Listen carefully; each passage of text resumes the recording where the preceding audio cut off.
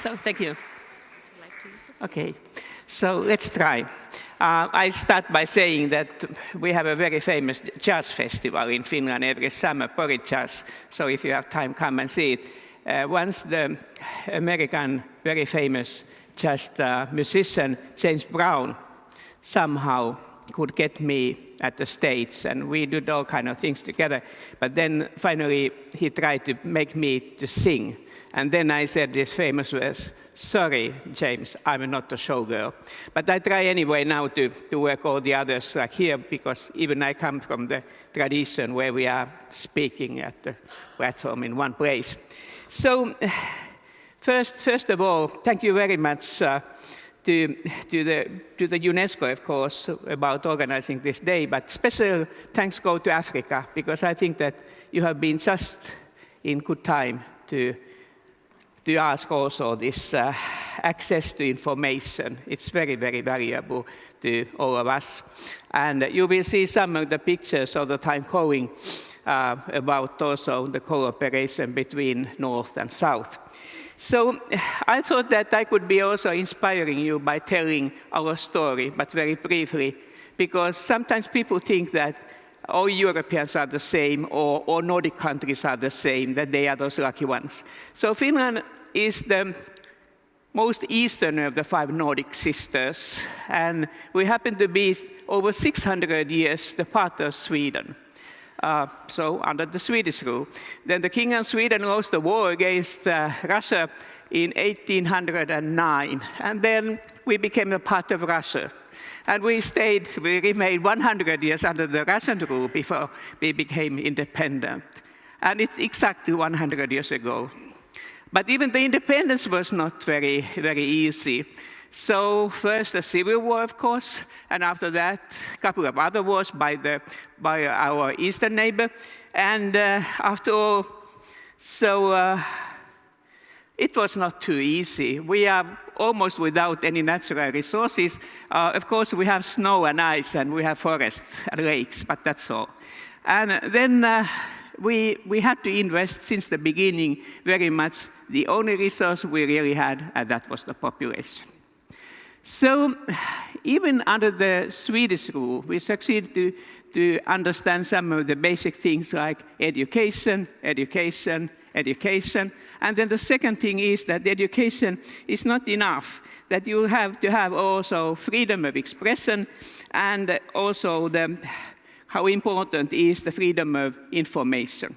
And already 250 years ago in Sweden, where we were part of, we succeeded to make globally the first ever made information law, the freedom of information. Okay, the good time, it didn't take too long time, but enough that people understood that that's it. It has to be the governance. We know what they decide and how. And why I'm so proud of that was that the gentleman who was the most active in that part came from our side, was a Finn, a clergyman from the very remote place. But anyway, so still today, our country, even it's rather large, but it's very far from the cultural centers of Europe, sparsely populated, only 5.5 million. And it means that we have great distances. To connect the people is difficult. You might say that that's why we made a Nokia and IT and Twittering and all this system, but that's partly true.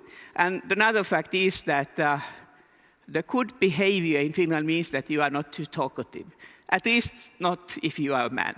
So it's easy for us to speak very, very shortly. But so I think that we were also lucky of all these limits of our society, because today the education available is really education available to everybody, to women and men, is very essential for the modern society. And we have kept it. Perhaps thanks for that also the Finnish women got as the first country of the world the full political rights, both the right to vote and the right to candidate in elections as the first one. And that was already more than 100 years ago. It was the time when we wanted to become independent. So, but then we know that lifelong learning is another point. It's not enough that when you are a kid, that you will get the good basics for the education. But you have to continue. I think that the young people, they understand very easily when we say that the education of their fathers and mothers is already old-fashioned. But if you tell to them that it will happen even faster with you, so they are no more as happy. And that's why we have to find the way how we keep the joy of learning, the lifelong experience, like an adventure that you have the right to learn all the time. And so another part is still that being able to read, of course, it means that you have your access to information. But now globally, I think that we have understood with this Agenda 2030 that we have to put people at the center of sustainable development, not only as those who benefited, but who are the agents of change. But this really requires a fundamental mindset. And like Bukova said already in the beginning, it means not only by saying that we do it for the people and with the people, but we do it even by the people. And so I think that this is the critical investment we have to notice. So concerning still this access to information, which makes also us better citizens, it makes better access to the different kind of the public services, like healthcare. I'm still wondering why it's so difficult to give the right for the health and information for the people. So that's kind of the very innocent wording, like comprehensive sexuality information.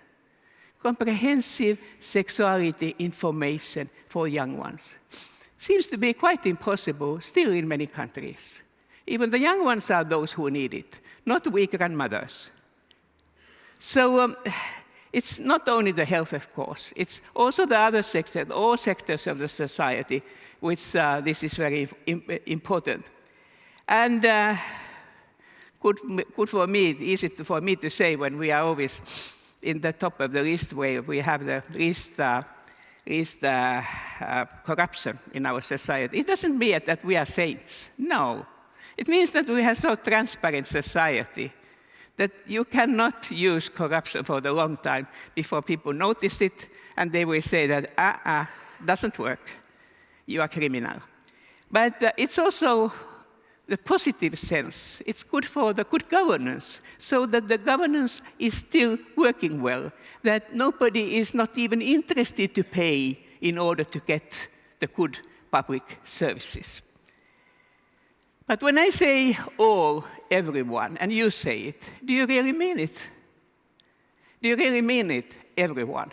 So the question is that we should also be ready to empower even fragile and marginalized populations, those who will sometimes, a majority, thinks that they are a little bit uncomfortable. And so I think that this really makes then the whole society.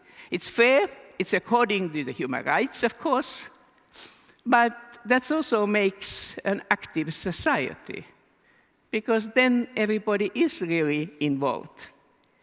Of course, the free, independent, pluralistic media is a cornerstone of the successful society. And I can tell from my own experience of 40 years in the politics, with 4 children and 5 grandchildren, I can say that it's not always very nice. It's not comfortable, that everything, the true things, and not at all true things are in the publicity. And that's why I speak so much for you, that really the society needs facts. It needs a really true media. Not that you split everything what happens to be in your mind to the internet. Because it's really, they're like the birds, you don't get them back. And I want that the young people are courageous, brave enough to take part in politics. And this kind of the publicity is one part of that, whether they dare, whether they are eager. But I will say that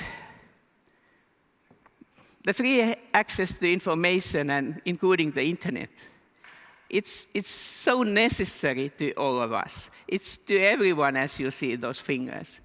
And okay, I don't always like it, but I know that it's necessary. So another thing which is also important to notice, when I think we all are for the sustainable development. I'm one of those who are guilty how we made these goals. And when we said in with the Millennium Goals, you remember, we said that the governments have to do this and this and this, and everybody said, yes, wow, welcome, also for me. But then with sustainable development and these SDGs, all these 17 goals and all these other parts which are belonging to that, then people notice that, hey, it's not only the governments, they cannot do that alone, that we have to do that. We have to be involved on that. And only with the NGOs, with media, with academia, with business community, all of us, we have to be involved in that. And what I'm very happy is that when I see around, every now and then you meet somebody, he or she in the very fine position, and they say that, I quit, I'm not with it. But it doesn't help either him or her. I mean that we have not much broader base, and we will do it. The political leaders, the good thing is that we are not forever. You can change us. You can choose another one. But the system, how we are going, it has to be based on the very broad connectors, people, and it is for all. It's for these people you see now in different parts of the world, and it's also for us, for the most northern people. So you have already a little bit discussed about here that how the technology has spread fast, but its benefits are still unequally distributed. And this is really the work we have to do. African countries were, for good reasons, very active, but also other countries. It is this big gap between the nations, but it's not only between, it's in the nations, in the states, in every state. You just want to find it, you learn to see it, that's what happens in your own society. So gender, disability, age, socioeconomic status, and other social and economic dimensions. So I think that this is the home lesson I would ask everybody to do in your own country when you return back. And then the last point, I'm already the elderly lady, as you see, and we all want to live longer. Yeah, only way I can tell to live longer is aging. I don't know any other ways to live longer. And it means that we who are already quite lived a long time, so we are bigger group all the time. So perhaps you didn't notice that we who are over 65, as I'm too, so it's a bigger group than those under 5 years in the world. So it gives us also certain homework, that how we are preparing the future for the next generation. But it means also that you have to keep us also in the lifelong education, also concerning digital world. And so we have done in Finland so that we say always that with old age you can retire from your work, but not from the society. And it's not only old people, they can be also mothers at home and so on. We say that, or unemployed people, which are a big group, that we have to keep them also on board. And investing in inclusive ICT, it helps to everyone's own life, also with the aging people. And you have to do it in basic services, banking, social networks, and so on. It doesn't make always life easier. It might make a little bit that too, but it really gives you more life in your circumstances. So we have used also the libraries Because we have the long tradition, the free libraries, and also all kind of the service centers to give this kind of education for people who are not in working life. But Finland has, as again, the first country in the world to ensure by legislation that all citizens have an opportunity to use digital services regardless their place of residence or their level in income. And good and reasonably priced internet connection to everybody is strong commitment to my country. As I said, we have the large country with the quite sparsely populated. But we also need people-centered technologies. All this IT should be prepared for us, and not that we are prepared for that. And this is also the big challenge for this ICT technology, and we have all rights to demand it. So we will get it. And now, after me, Marco, are you already there? Not yet. So the next person who will be from at the stage after your questions will be Marco. He has a name for the arts.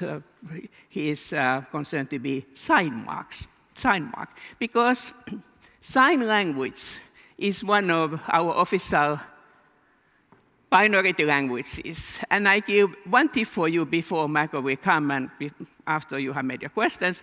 So when you want to give an applause to Marco, could you help me? So don't do it like that, because he cannot listen then, but do it like that. That in sign language is applause. Okay. And now are the questions. All right. So a round of applause for Madam President.